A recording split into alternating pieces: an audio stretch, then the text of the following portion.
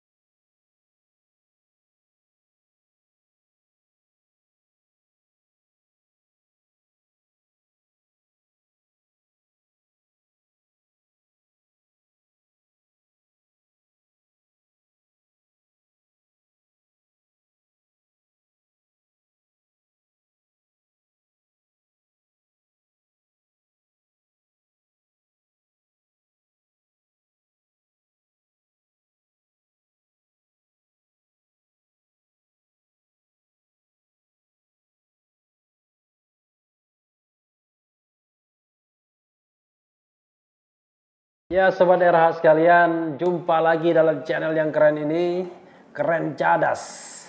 Kali ini kita tahu bahwa 21 Mei 1998 itu adalah hari reformasi. Hari di mana Presiden Indonesia Soeharto mengundurkan diri setelah berkuasa selama 32 tahun, sejak tahun 66. Dan kalau kita bicara mengenai reformasi 22 tahun yang lalu, tidak mungkin kita melupakan sosok ini. Jadi walaupun baru diwawancarai, dicecar dalam rubrik dicecar di channel ini, saya mengundang kembali tokoh ini. Siapa lagi kalau bukan Profesor Dr. Haji Muhammad Amin Rais. Assalamualaikum warahmatullahi wabarakatuh. Waalaikumsalam warahmatullahi wabarakatuh. Sehat Pak Amin? Alhamdulillah. Pak Amin, tidak terasa bahwa tanggal 21 Mei 2020 adalah 22 tahun reformasi kita. Dan kalau kita bicara reformasi, itu tonggaknya tentu ketika Pak Harto mengundurkan diri. Orang menyebutnya sebagai the fall of authoritarian regime, kira-kira begitu. Dan reformasi itu pasti tidak bisa dipisahkan dengan nama Pak Amin Rais ya. Makanya dalam kesempatan ini kita ingin mengenang kembali detik-detik itu, waktu-waktu yang sangat panjang di sekitar itu, hal-hal yang menegangkan, bahkan barangkali pertaruhannya nyawa saat itu Pak Amin. Pertanyaannya pertama Pak Amin, yang jelas Pak Amin sehat ya? Alhamdulillah. Alhamdulillah. Dan mudah-mudahan 22 tahun itu masih ingat masih tinggal di... masih ingat. Oke. Masih ingat. Oke. Pak Amin, ketika tahu bahwa Presiden Soeharto akan mengundurkan diri, kalau tidak salah jam 10 pagi ya, tanggal itu Pak Amin sedang berada di mana dan informasinya itu tahu dari mana? Jadi mundur sedikit. Ya, oke. Silakan Pak. Jadi waktu itu saya membuat edaran dengan fotokopi, dicetak banyak sekali, diedarkan ke masjid-masjid di Jakarta sampai ke Bekasi dan lain sebagainya. Mengajak supaya kita syukuran reformasi tanggal 20 Mei itu. Hanya kita akan menunjukkan bahwa perkara kita mohon Pak Harto itu supaya turun, memberikan jalan yang bagus untuk reformasi itu, dukungannya sangat luas. Nah, 20 Mei itu pagi-pagi sebelum subuh, saya diberitahu bahwa teman-teman TNI itu sudah memasang kawat gulungan barikade. Ya barikade. Ya. setiap jelang mau masuk ke Monas. Gitu. Kemudian saya waktu itu saya memang biasanya tidur di gedung PP Muhammadiyah Menteng Raya. Ya. Tapi waktu itu kebetulan saya sedang main-main ngomong-ngomong dengan Malik Fajar. Waktu dia dirjen di Departemen Agama, dia menempati rumah dinas. Gitu. Saya di sana ketemu beberapa orang. Nah, lantas tanggal 19 Mei malam itu, tanggal 20 Mei itu saya pagi-pagi pergi ke Monas untuk hakul yakin, memang betul ya suasana sudah seperti mau perang. Kemudian saya ditelepon dari markas TNI dari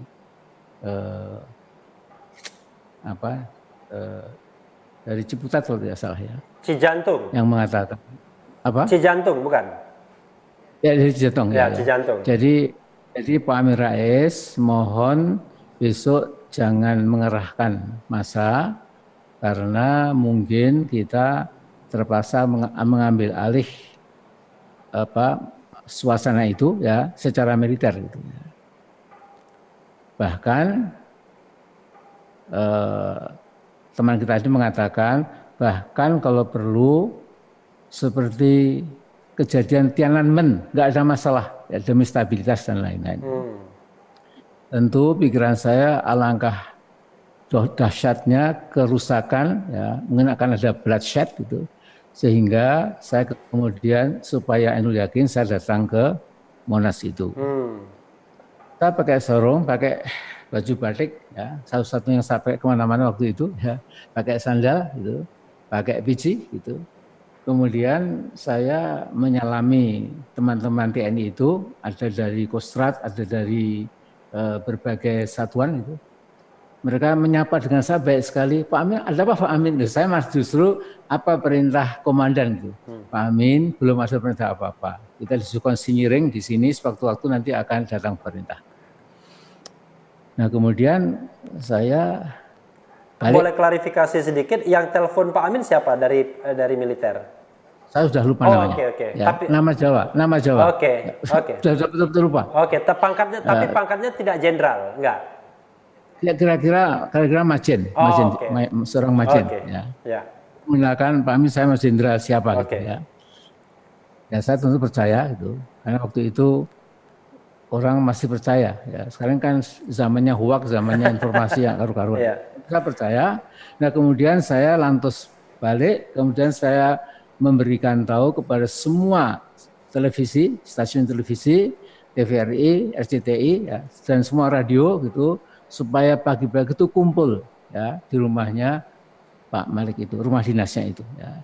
Di situ saya masih ingat, saudaraku sebangsa setanah air, kalau ada orang kecewa tidak jadi mengerahkan massa syukuran reformasi di Monas, tentu saya yang paling kecewa. Tetapi insya Allah ini reformasi sudah nampak ya.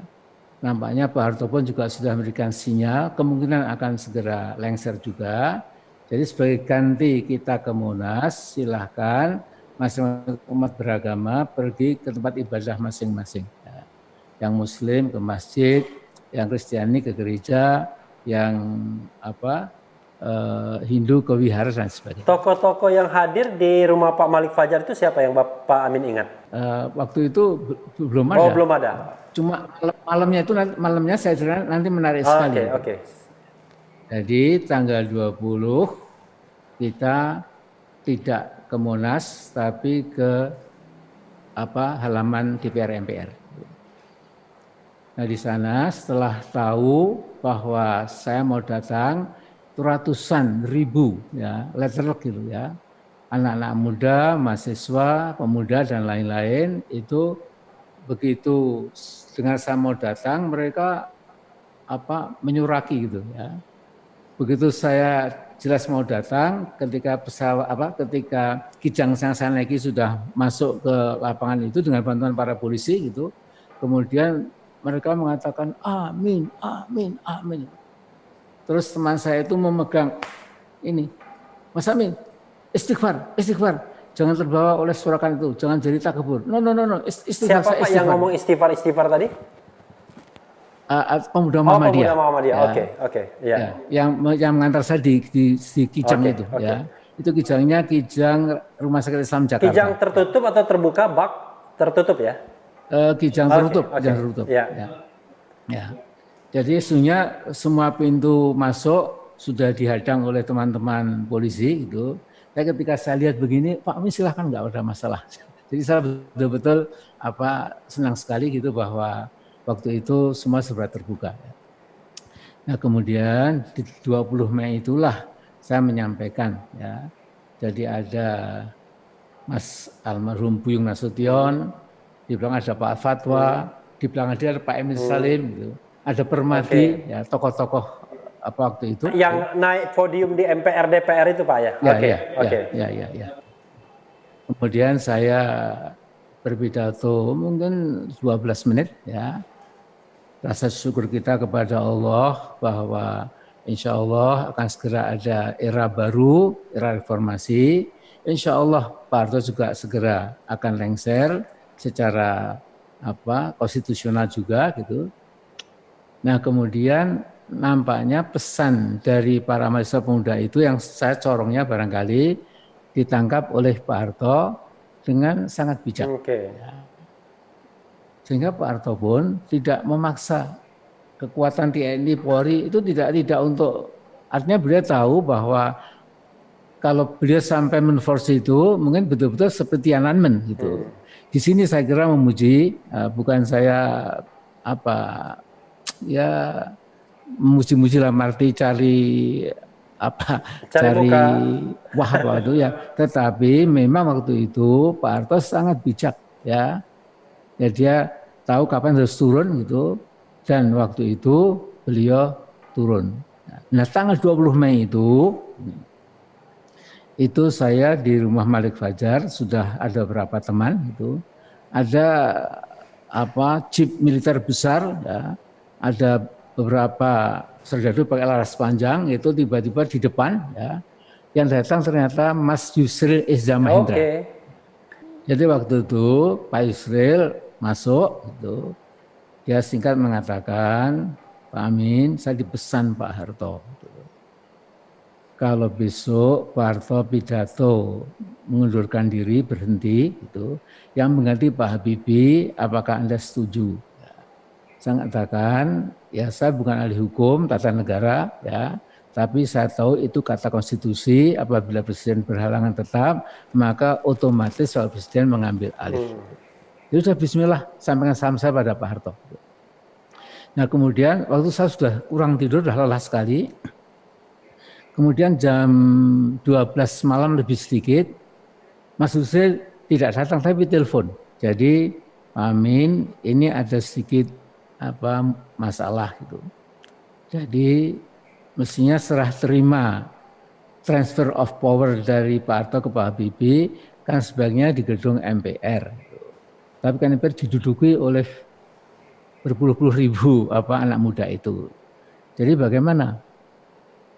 Mas Yusril, kita bersembahyang atau sholat saja sebaiknya kan di masjid. Ya, tapi kalau masjidnya sedang banjir atau rusak, kita bisa di jalan yang bersih. Kalau jalannya kotor kena air, bisa di pematang sawah. Pokoknya yang terjadi, please transfer of power jangan ditunda. Nah kemudian itulah yang terjadi. Kemudian kita lantas mengeluhkan seperti itu, ya.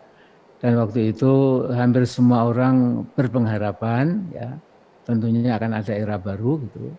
Dan kemudian 6 bulan setelah itu mulai orang meragukan. Ini reformasi jadi repot nasi. Gitu. Reformasi nggak jelas arahnya dan lain-lain. Reformasi apa itu tidak ada gunanya sama sekali. Gitu. Saya selalu mengingatkan, ya kita boleh tidak suka hasilnya, tapi paling tidak ada berapa yang sudah kita capai. Misalnya amandemen Undang-Undang Dasar kita itu selama berkali-kali akan kita benahi, ya, insya Allah, ya, bertahap, ya. Kemudian jelas sekali agenda otonomi daerah, ya, tidak lagi sentralisasi kekuasaan, akan jadi kenyataan. Dan ketika kebebasan pers, freedom of speech akan dibuka otomatis itu kita syukuri, ya. Nah kemudian juga ABRI nggak ada difungsi lagi, karena ABRI itu seperti janji tokoh-tokohnya akan secara bertahap meninggalkan lembaga perwakilan DPR pusat maupun DPR daerah-daerah. Juga ada 20% tanpa ikut pemilu otomatis mendapatkan jatah 1/5 dari anggota DPR. Pak Amin, saya balik dulu ke kejadian menjelang reformasi itu. Itu kan saat yang sangat menegangkan, dan kita tahu bahwa yang namanya TNI itu kan teorinya adalah kalau masih kecil dia hadang, tapi kalau dia besar maka mereka itu malah membackup, kan begitu Pak Amin? Sebelum tanggal 20 itu Pak Amin pernah mengalami ancaman nggak? Misalnya ancaman pembunuhan, intimidasi dan lain sebagainya. Ancaman telepon gelap. Oke. Ya. Telepon gelap, ya, apa Anda sudah bosan hidup gitu. Waktu itu ya Anda siapa? Kesini aja kalau mau ngomong-ngomong gitu, tukar pikiran, terus dia tutup gitu. Nah waktu itu saya agak grogi ketika saya mengatakan, Amin Rais, kita tahu loh gitu, jadwal anak-anakmu sekolah di mana, kapan, nah, kita siram air raksa Bapak, biar buta dan lain-lain. Waktu itu begitu ya. Terus saya juga, ya Allah, mudah-mudahan enggak. Itu kira-kira tanggal berapa? Ada ancaman itu kira-kira berapa hari? Itu sebelum Pak Harto Oke. Berapa lama? Seminggu, 2 minggu atau? Ya mungkin setahun sebelum lengser. Karena kan setahun sebelum Pak Harto lengser kan Pak Amin sudah mulai bersuara mengenai suksesi kepemimpinan. Ya makanya itu. Kemudian istri saya jam 8 pagi ditelepon, Bu Amin, ini Pak Amin Rais kecelakaan Jalan Magelang, meninggal dunia. Terus istri saya, Mas, Pak Amin baru saja pergi ke kampus kok, jadi Anda jangan nipu gitu. Kayak gitulah. Oke, terornya begitu ya. Jadi memang waktu itu saya kadang-kadang juga mengapa saya dulu kok begitu berani, saya tidak tahu juga. Ya.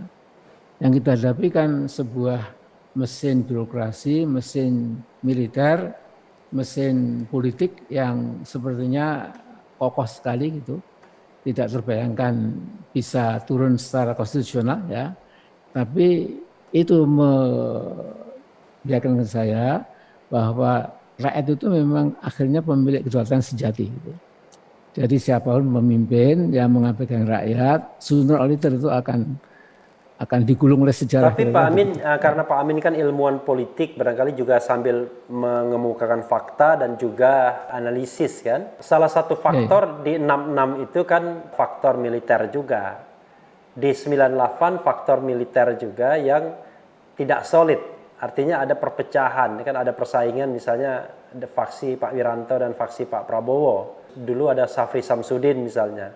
Pak Amin melihat itu enggak, sehingga dukungan tentara itu tidak solid lagi, sehingga mahasiswa bisa mendapatkan angin begitu. Ya tetapi gini, jadi menurut saya apapun kata orang Barat atau orang yang kurang suka kepada backbone defense yang namanya TNI atau backbone keamanan yang namanya Polri itu ya, tapi saya tetap ya mereka ada titik di mana kalau disuruh memilih memihak rakyat atau memihak komandan atau panglima tertingginya, mereka akan berpihak ke rakyat. Ya.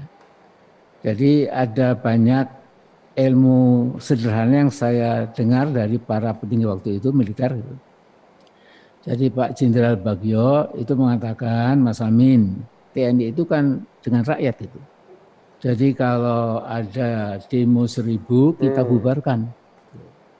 Aman. Kalau 10.000 kita awasi, 100.000 TNI ikut, dia bilang gitu itu ya. Jadi ikut demo, ikut rakyat ya. Pak Bagio waktu itu Kasat ya atau wakil Kasat?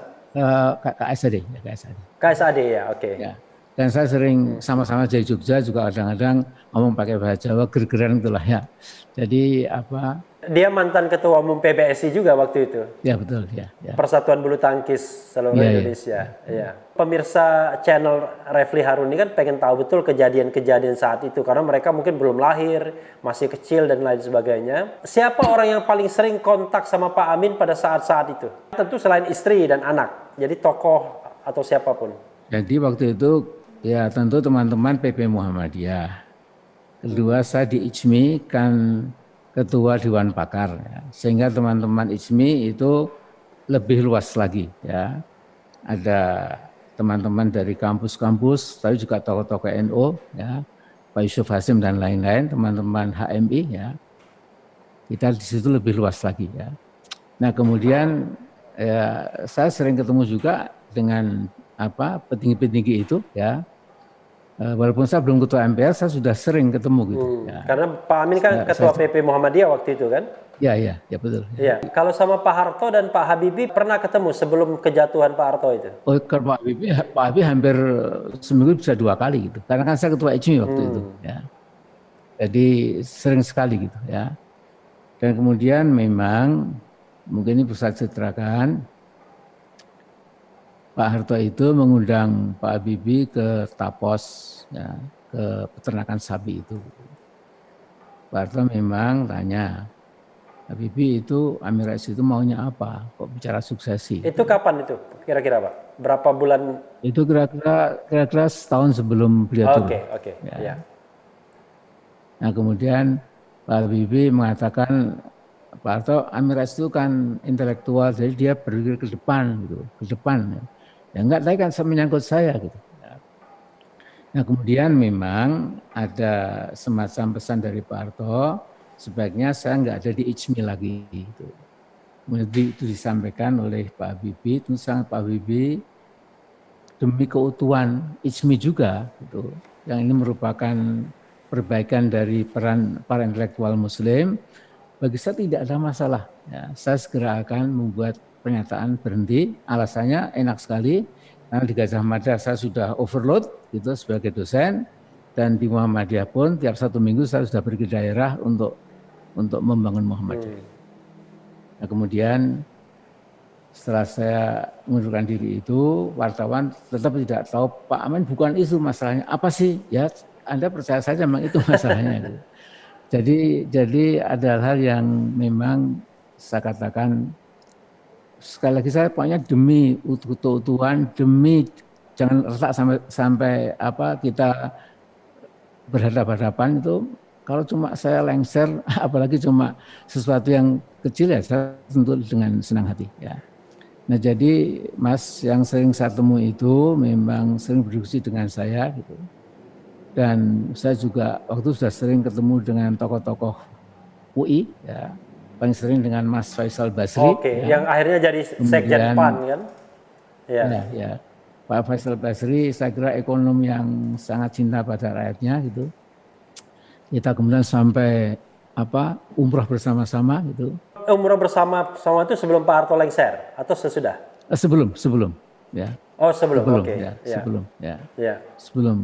Dan saya lihat bagaimana lembutnya hati Mas Faisal Basri itu ketika tawaf itu juga menangis gitu ya. Walaupun beliau seorang yang prinsipnya teguh sekali, tapi hatinya itu lembut sekali ya. Nah, saya bertemu dengan tokoh-tokoh ini ya, kemudian sebenarnya istilah reformasi itu bukan dari saya. Itu teman-teman UI ya. Kemudian akhirnya sepertinya lantas ketemu gitu. Karena reformasi itu hanya bisa setelah ada pergantian pimpinan nasional, makanya jadi seperti dua isu yang bergandengan, suksesi dan reformasi gitu ya. Dan waktu itu memang kita nggak memilih revolusi, karena revolusi itu tahu sangat besar risikonya, tetapi perubahannya secara bertahap itu barangkali lebih menjamin. Ya. Tapi ya itu teorinya Mas Refli ya. Kemudian saya kira reformasi itu usianya cuma beberapa tahun saja, dengan hingar-bingarnya politik dan lain-lain. Yeah. Kemudian pelan-pelan meredup ya. Saya pengen balik lagi juga. Waktu itu Pak Amin menjelang reformasi atau sesudah reformasi beberapa hari, itu pernah ketemu Bu Mega nggak? Mbak Mega, kemudian ketemu Gus Dur gitu? Sering-sering ketemu gitu. Jadi waktu itu ada simbol reformasi 4 orang di rumah Gus Dur itu ya. Jadi Gus Dur, Bu Mega, Sultan Jogja dan saya itu kita berempat. Kemudian wartawan asing itu berbondong-bondong gitu. Nah Itu tanggal berapa itu ya? Sebelum Pak Harto mundur ya? Kira-kira 9 bulanan lah sebelum Harto lengser itu. Ya. Oke. Karena begini Pak Amin, saya kan juga berusaha mengingat karena saya waktu itu sudah 20-an tahun juga 28 tahun. Menjelang reformasi pada saat hari-hari H-nya itu, sepanjang yang saya ingat saya tidak melihat sosok Bu Mega, Gus Dur waktu itu ya. Tapi setelah itu memang ada pertemuan-pertemuan sampai Gunawan Muhammad mengatakan, ya Anda tahu siapa yang kira-kira ada pada waktu reformasi itu kan kira-kira begitu. Waktu hari H itu memang nggak ketemu Pak Amin, tanggal 20, tanggal 21 gitu-gitu sama tokoh-tokoh yang saya sebutkan itu? Tidak, waktu itu tidak ketemu ya, kecuali hari H itu kan sesungguhnya kan itu adalah watershed ya, titik yang pemisah antara Orde Baru dengan Orde Reformasi itu ya. Terus setelah itu tentu saya masih sering ketemunya Gus Dur, saya masih sering ketemu Bu Megawati, cocok-cocokan suasana dan lain-lain gitu ya. Intinya Pak Amin tidak ingin mengklaim bahwa reformasi itu satu-satunya tokoh adalah Pak Amin, enggak ya? Oh enggak. Saya kira ada satu. Itu penting juga bagi satu lusin lah. Ya. Oke. Jadi mungkin kalau dibenahi kembali ingatan kita itu, ya kita kan pernah pergi ke Bogor bersama-sama. Ya, waktu itu untuk menandingi MPR kita buat Majelis Amanat Rakyat. Iya, MAR itu ya, Majelis Amanat Rakyat. Saya bilang jangan nanti Muhammad Amin Rais itu gitu. Jadi nanti diganti Mara gitu. Ya, saya takut. Iya, Mara. Nah kemudian waktu itu sesungguhnya sudah majemuk sekali, ya, majemuk sekali gitu.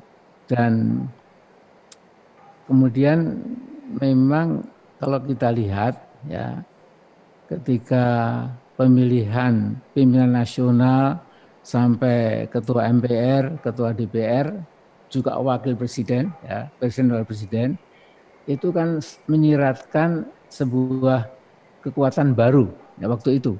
Ya. Jadi ada expectation, ada harapan gitu. Ya. Kemudian waktu itu memang plotting kita dulu ya harus dipegang dulu ketua MPR. Ya. Kemudian baru setelah itu ketua DPR, kemudian presiden itu kan dipilih oleh MPR. Gitu. MPR. Kalau dan DPR itu sebagian besar dari anggota MPR. Ya. MPR itu kan DPR plus urusan daerah dan golongan. Ya. Nah, waktu itu Pak Hamzahas itu tanggal itu ketika akan ada pemilihan ketua MPR itu ya pergi. Ini bulan Oktober ya. Oktober ya. Gitu ya. Pak Hamzahas bilang, Mas Amin, kalau saya diunggulkan menjadi ketua MPR, saya pasti kalah. Tapi kalau Anda maju, insya Allah menang. Apalagi saya dengar teman-teman Golkar itu juga bisa terima Anda. Kemudian saya tanpa ada pengawal, saya naik taksi, ya, semua cari saya waktu itu Pak Amin hilang ya. Sesungguhnya saya sedang ke tempatnya Pak Ginanjar. Ya. Oke. Di sana ada Pak Ginanjar, ada Pak Muladi, ada Pak Akbar Tanjung, ada Pak Ical dan lain-lain. Saya mengatakan, Bapak-bapak, nanti malam itu kan pemilihan ketua MPR. Apakah betul Golkar akan mendukung saya? Ya, Pak Amin betul. Ya, kita nggak bohong gitu. Bisa dijamin nggak kalau ke Golkar nggak mendukung saya kalah gitu? Kalau yang jamin kan Tuhan Allah. Gitu. Pak Amin jangan begitu dong. Oh iya, tapi itu betul gitu. Dan betul akhirnya saya dipilih oleh 67% kalau tidak salah. Ya. Sebagai ketua MPR itu. Baru kemudian ketua DPR. Ya. Pak Akbar juga suaranya juga mayoritas gitu. Nah kemudian Gus Dur itu sudah pasti menang ya. Kemudian waktu itu memang maaf ini Pak Hamzah juga masih pilih cacek itu. Pak Hamzah mengatakan Pak Amin Anda ketua MPR, Gus Dur presiden, Pak Akbar ketua DPR. Mestinya kan saya wakil presiden. Gitu. Oke. Terus saya mengatakan Pak kita ini kan Bhinneka Tunggal Ika. Jangan mentang-mentang kita menguasai MPR itu lantas kemudian Mbak Megawati pemenang PDIP kan 34,5% waktu itu ya. Iya. Masa nggak kita kan lucu gitu ya. Jadi kita juga harus menenggang lah gitu ya. Nah kemudian waktu itu Pak Hamzah tetap maju ya. Karena beliau minta tetap maju gitu. Tapi diam-diam saya kira PAN saya suruh waktu itu jangan memilih Pak Hamzah, pilih Bu Megawati. Kemudian ada lucu-lucu juga itu ya. Jadi waktu itu tapi ini sendagura politik ya. Waktu itu Iya, nggak apa-apa, Pak. Waktu itu kan saya menulis memilih siapa gitu ya. Apa? Ya saya memilih apa? Memilih Bu Mega gitu ya. Jadi waktu itu Bu Mega kemudian juga menangnya kan juga relatif telak juga gitu ya. Nah di situ saya kira sampai detik itu sesungguhnya sudah ada kebersamaan yang luar biasa. Tetapi Mas Refli, watak manusia itu kan kalau bisa mendapat kue lebih gede dari power itu gitu ya. Di situ mulai ada gesekan-gesekan gitu. Kemudian saya mau ketemu Gus Dur pun juga agak sulit gitu ya. Lantas kemudian ketika siapa dapat apa itu mulai dibagi, itu kemudian juga kadang-kadang ada tarik ulur gitu ya. Tetapi kabinet Gus Dur pertama itu adalah kabinet yang dibentuk bukan Gus Dur sendiri, tapi oleh Bu Mega, oleh saya, oleh Pak Wiranto, ya, oleh Pak Hamzahas. Kita duduk waktu itu saya kira ya di MPR waktu itu ya, gedung MPR itu ya. Kalau boleh tahu Pak Amin, yang Pak Amin usulkan nama-nama dari Pak Amin siapa aja pada waktu itu? Waktu itu saya minta Gus, saya minta Muhammadiyah itu kan sekolahnya banyak sekali. Gitu. Kita punya ratusan perguruan tinggi, bahkan akademi, institut, universitas. Gitu. Kita punya sekolah menengah atas juga ribuan itu dan lain-lain. Jadi saya minta Mendiknas untuk Muhammadiyah. Gitu. Waktu itu siapa? Bambang Sudibyo atau Yahya Muhaimin? Yahya Muhaimin, oke, Yahya Muhaimin, oke. Terus yang lain? Kemudian yang kedua Gus, saya kira saya nggak minta banyak lah gitu. Gimana kalau kursi Menteri Keuangan dari PAN? Waktu saya ingat Gus Dur, wah Mas Amin kalau itu berat gitu. Itu yang ngelamar sudah 1 truk suratnya itu gitu. Artinya kan Gus suka ngelakar sudah 1 truk gitu. Iya. Ini Gus saya cuma minta 2 loh Gus gitu. Dan Anda saya minta juga jangan banyak-banyak. PKB jangan banyak-banyak. Karena hitung-hitungan politik itu leverage atau political weight berat bobot politik presiden itu 10 menteri paling enggak itu. Jadi Anda juga jangan banyak-banyak, sudah 10 menteri kok. Artinya Gus Dur menunjuk Menteri Luar Negeri sama Menteri BUMN waktu itu. Ya. Nah kemudian Bu Mega menaruh ini Pak Wiranto, kemudian terusan rapih lah. Gitu. Juga ada misalnya untuk lucu-lucu saja gitu. Misalnya Pak Akbar meminta Mr. X supaya jadi memegang Departemen X gitu ya. Kemudian Gus Dur, wah itu saya enggak bisa. Kalau bisa sudah gitu ya. Ada apa Gus Dur kok enggak bisa? Pokoknya enggak bisa, selesai gitu. Jadi memang waktu itu ada ulur tapi itu masih indah lah, masih indah. Oke. Menteri Keuangannya siapa Pak Amin yang Pak Amin usulkan waktu itu? Pak Bambang Tibio ya. Iya, Bambang Sudibyo ya. Ya, maksudnya, ya jadi Menteri Keuangan. Ya. Oke. Yang Pak Amin ceritakan itu kan masa 1 tahun setelah reformasi, 1,5 tahun bahkan itu kan setelah Oktober kan, Oktober 99 kan, sidang umum MPR. Tapi ada masa setelah Pak Harto jatuh sampai menjelang pemilu dan kemudian sidang umum MPR. Itu apa yang paling krusial yang Pak Amin lakukan? Tentu salah satunya membentuk Partai Amanat Nasional. Awalnya saya dapat informasi Pak Amin kan mau ditunjuk sebagai Ketua Dewan Majelis Pertimbangan P3 kalau tidak salah. Lalu Pak Amin bilang, wah ini ibarat pakaian terlalu sempit pakaiannya begitu. Sehingga bukan itu. Bukan itu ya? Bukan. Jadi saya diminta oleh teman-teman P3 itu, Ya. Pak Amin daripada buat sesuatu yang baru, join saja dengan P3. P3 ini kan juga kekuatan umat. Ya. Jadi kalau Pak Amin mau masuk, Pak Amin kita jadikan ketua Dewan Pakar dulu. Nanti ketika kongres berikutnya, kita semua sepakat milih Pak Amin. Sebagai ketua umum? Teman-teman ya, sebagai ketua umum. Teman-teman dia mengatakan jangan. Lebih baik cobalah buat survei sendiri di Kalangan Muhammadiyah. Kemudian kita buat memang umumnya buat partai saja sendiri gitu. Ya. Kemudian sesungguhnya kata-kata sesak itu itu bukan kata saya. Ya. Almarhum tokoh pemuda waktu itu mengatakan, Pak Amin, kalau Pak Amin masuk ke Partai Bulan Bintang, ya itu apakah nggak sesak gitu? Kan nggak terlalu banyak anggotanya gitu ya. Bukan P3 tapi Bulan Bintang. Bukan Bulan Bintang ya.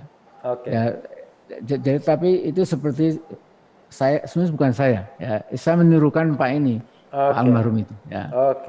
Kemudian yang terjadi waktu itu ya. Jadi tidak ada yang memang kemudian puas ya. Hanya sesungguhnya kalau sebuah bangsa yang dewasa itu, kalau awalnya itu sudah bagus, mestinya juga lantas jangan cepat gontok-gontokan ya. Kemudian kita mengingatkan alangkah lucunya kalau dalam 5 tahun kita menyaksikan 5 presiden. Gitu, ya. Jadi waktu reformasi kita menyaksikan Pak Harto diganti oleh Pak Habibie. Pak Habibie diganti oleh Pak Abdurrahman Wahid. Teman Gus Dur diganti oleh Megawati, diganti Pak Yudhoyono itu kan cuma rentang 5 tahun saja ya. Jadi jangan sampai kita nanti ada presiden yang turun di tengah jalan. Ini kita hormati, semarah-marah kita kepada presiden harus kita tunggu sampai titik akhir itu. Karena kalau kita sampai turun presiden di tengah jalan lagi ya, nanti kambuh, nanti kemudian nggak ada gunanya itu konstitusi itu ya. Nanti sikap itu sampai ke hari ini Pak. Ya saya begitu betul. Sampai hari ini ya.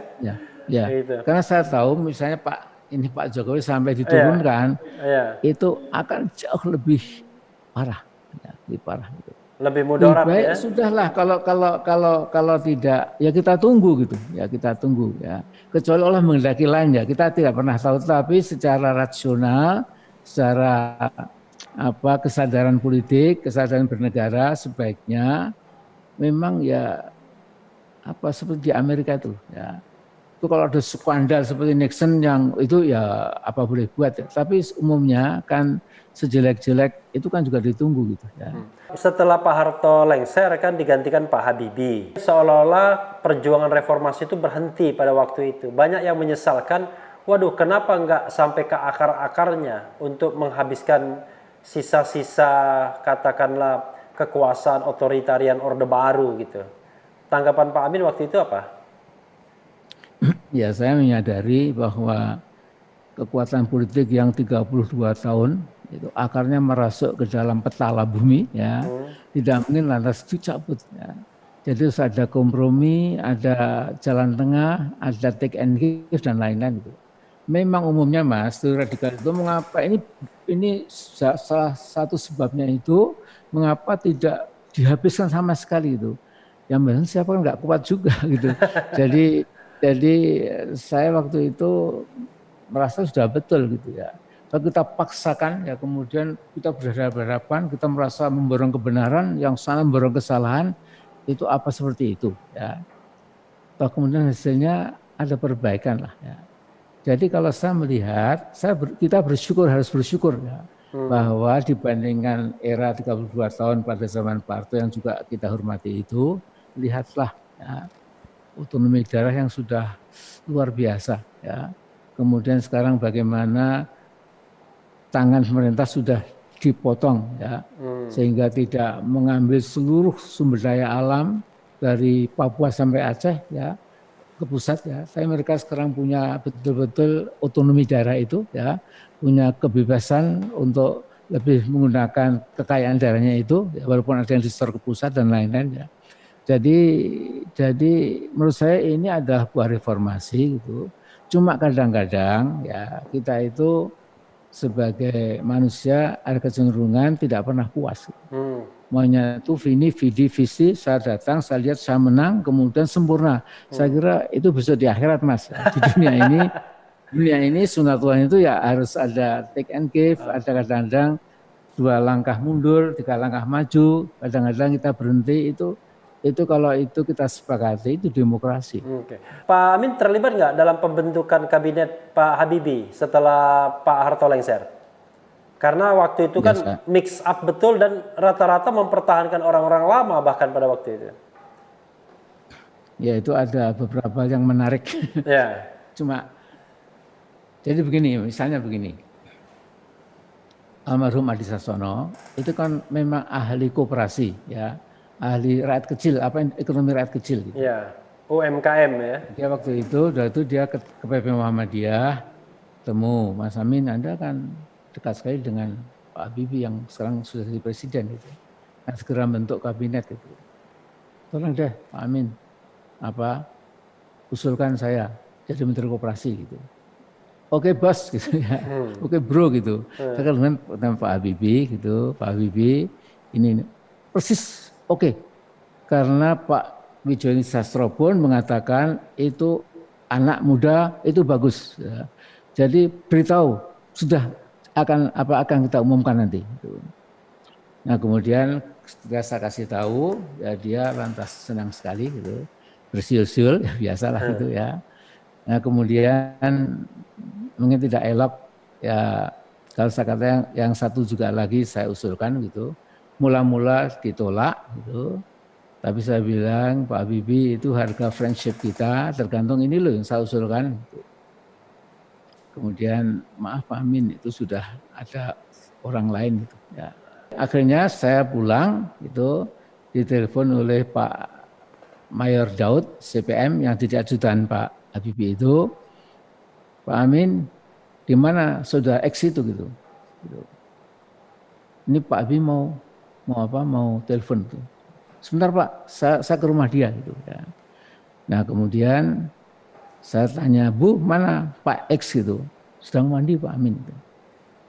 Terus saya ini HP-nya Mak Watik waktu Pak Watik almarhum itu saya masuk ke rumahnya Mr. X itu, dan saya gedor, ini ada good news langsung dari Pak Habibie. Gitu. Terus dia, alhamdulillah itu artinya ya jadi waktu itu memang orangnya masih ada sekarang. Masih. Yang oh masih. Makanya Pak Amin nggak sebutkan namanya. Katanya sekarang sedang sakit katanya.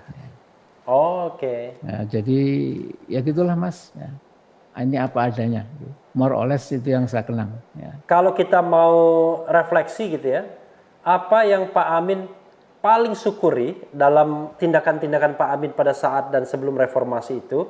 Dan apa yang Pak Amin paling sesali, yang paling disyukuri dulu, yang menurut Pak Amin itu benar, baik secara apapun, secara politik, ekonomi, sosial, mungkin juga keyakinan. Yang saya syukuri barangkali ya, saya memberikan andil ala kadarnya bersama kelompok yang lain ya, bahwa kita bisa mengakhiri secara konstitusional tanpa bloodshed ya. 32 tahun kekuasaan politik dari Pak Harto itu. waktu itu pun saya mengatakan jangan pernah kita menimpakan kesalahan semua pada Pak Harto. 1.000 orang anggota MPR itu yes men dan yes women yang selalu mengeluhkan dan selalu milih Pak Harto. Jadi kalau saya jadi Pak Harto mungkin juga akan terkesima, akan terkesan, uang saya kok buktinya. Nah, jadi mungkin juga bisa berpikir. Jadi begini, ini 1.000 orang itu dari semua kalangan ya yang tidak pernah mau mengatakan no atau alternatif lain, itu saya kira harus bertanggung jawab juga. Saya ingat dulu Brigjen Dr. Aziz dari TNI ya ketika sidang umum MPR mau ditutup itu kan dia mengasuhkan tangan. Pak Ketua MPR, ya, saya mau tanya gitu. Jadi agenda besok berubah apa tidak? Itu sudah dihajar oleh koran. Ya, koran pun juga sudah umumnya juga berani-beraninya gitu loh. Jadi berani interupsi. Ya. Nah, kemudian saya masih ingat dagelan waktu itu gitu, ketika Pak Romo jadi Ketua MPR itu kan selalu setuju dok. Ya. Bahkan waktu MPR sudah 1.000 orang kurang lebih sudah siap untuk paripurna itu. Kemudian dari sisi samping Pak Harmoko menuju ke kursi Ketua MPR semua setuju, belum apa sudah setuju gitu. Itu canda atau kejadian? Kejadian. Kejadian. True story. Oke. Saya juga pernah Pak Harmoko itu begitu mantapnya memukul palu itu saya gembiranya kemudian sampai palunya patah. Mencelat. Oh ya. Nah, saya kemudian kalau orang-orang itu tanda apa ya palu patah. Tapi kalau itu ya itu untuk lucu-lucu saja lah, untuk lucu-lucu. Pak Amin yang paling disesali apa Pak? Ini kan sebagai manusia kita kan pasti merasa wah kenapa saat itu saya tidak melakukan hal yang harusnya saya lakukan begitu. Saya ini berpegang teguh ya kepada kalau ayat di surat Al-An'am itu ya. Jadi semua yang terjadi di muka bumi ini ya, yang ada di lautan dan daratan, bahkan selembar daun yang jatuh dari pohon di kegelapan malam, kemudian yang kering maupun yang basah yang ada di daratan dan lautan, itu tidak ada tanpa izin Allah SWT. Ya.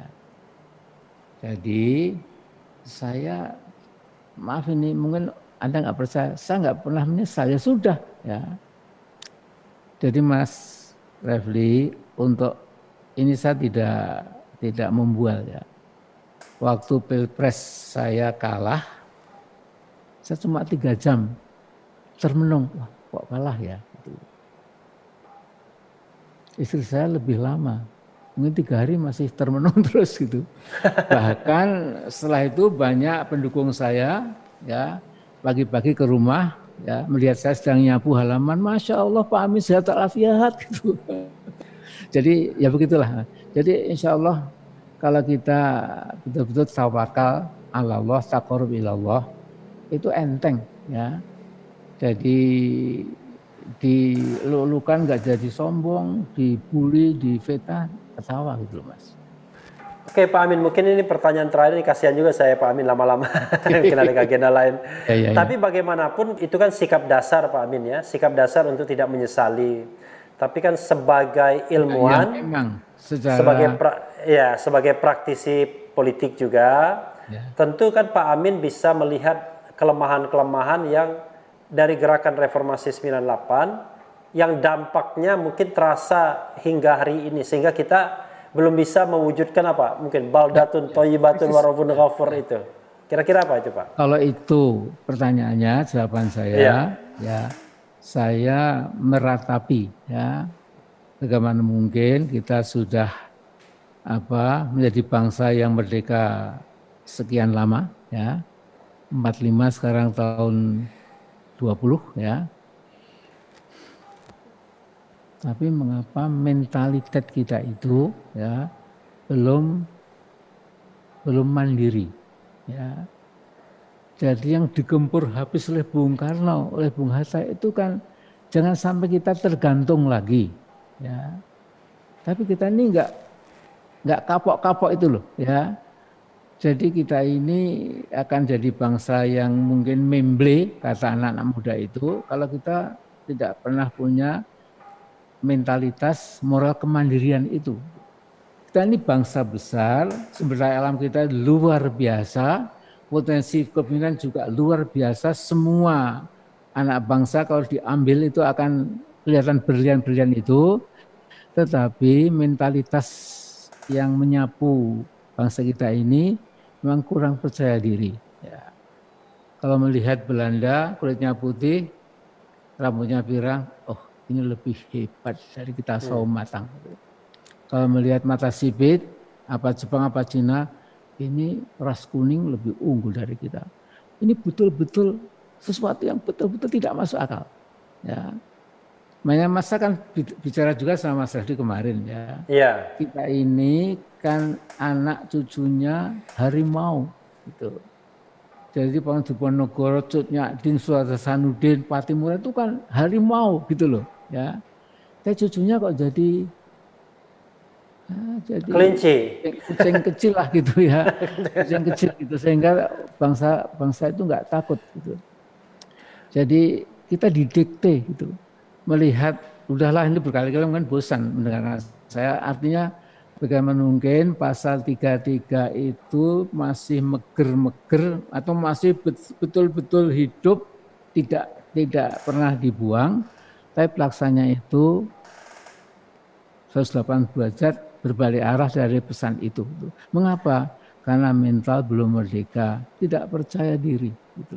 Itu jadi, persoalan mental atau karena ada elit-elit yang menjadi komprador asing gitu, komprador kapitalisme. Ada yang bilang kan kapitalisme ya, semu. Tapi elit itu mendidikkan, ya, mendidikkan kepada para intelektual juga, ya, sehingga sekarang ini intelektual, wartawan, itu kadang juga NGO, bahkan sebagian ulama, sebagian pendeta, sebagian biksu dan lain-lain, itu kan sepertinya di mana ajaran agamanya itu, ya, di mana ajaran moralnya itu.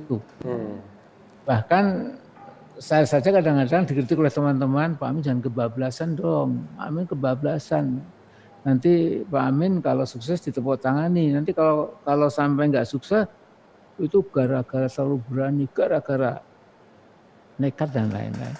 Jadi Mas, jadi ini mungkin pembicaraan ini untuk mengakhiri bahwa memang untuk melakukan transformasi sosial, politik, ekonomi, ya lebih dulu transformasi moral. Ya. Jadi kalau kata Nabi, ya beliau Nabi pulang dari perang Uhud yang sangat berat, beliau mengatakan kita baru pulang dari perang yang kecil menjadi perang yang akbar. Ditanya ya Rasulullah, bahwa jihadul akbar, apa jihad akbar itu? Jihadun nafs, jihad melawan hawa nafsu. Dan ini benar Mas, kalau hawa nafsu sudah kita taklukkan, kita diajak bersedekah, diajak menolong orang kecil yang kelaparan, diajak untuk menyambung nyawa, mempertahankan kedaulatan, diajak untuk apapun jadi enteng gitu. Tapi kalau hawa nafsu itu dipenuhi dengan yang serba keduniaan, mental mental dependensia, ketergantungan diawetkan ya untuk kepentingan elit itu, ya kita masih belum melihat the light at the end of the tunnel gitu. Jadi sinar di ujung terowongan itu masih belum kelihatan kalau begini caranya. Makanya memang kita harus tahan uji Mas ya. Jadi ya kita kembalilah ya mempelajari kembali bagaimana ajaran Bung Karno, Bung Hatta, bagaimana ajaran Ki Agus Salim, dan bagaimana ini tokoh-tokoh kita di masa lalu itu ya. Mereka berani bertempur, mereka dengan anak panah dan meriam kecil-kecilan menghadapi Belanda, tapi toh akhirnya menang ya. Jadi intinya Anda tahulah ya. Kemudian juga kalau saya karena Anda ahli hukum, porsi yang bisa didengungkan oleh Mas Relwi itu penegakan hukum ya. Ya. Karena kalau hukum itu selalu tumpul ke atas gitu. Tajam ke bawah. Membela yang kuat dan yang kaya, itu kata Nabi fantadiri sa'ah, tunggulah kehancuran. Nah, kita gitu aja lah ya. Iya. Selamat Idul Fitri, maaf lahir batin. Ya, saya terima kasih Pak Amin ya. Mohon maaf lahir dan batin juga. Selamat Idul Fitri. Terima kasih. Assalamualaikum warahmatullahi wabarakatuh.